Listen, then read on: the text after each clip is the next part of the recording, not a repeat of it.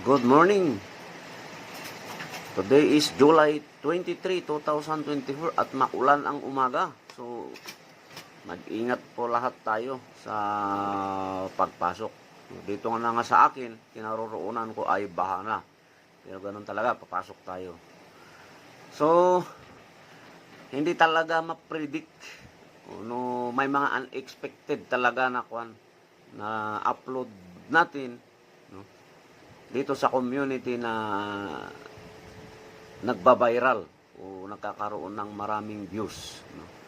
Minsan yung mga in-expect natin, yun yung walang views. So, tingnan nyo to. Okay, good afternoon. Ayan.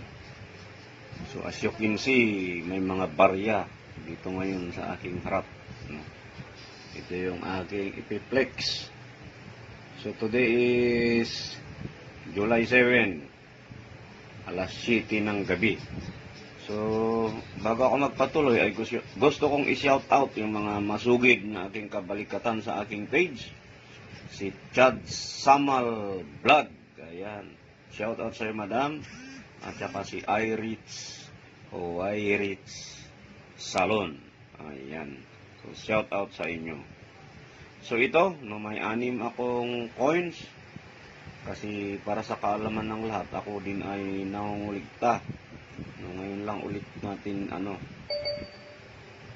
maipakita. So, hindi ko alam kung kasi basta naitabi ko ito, no, batay sa mga sabi ng mga YouTube vloggers ay may mga value na ito, may mga collectors value na.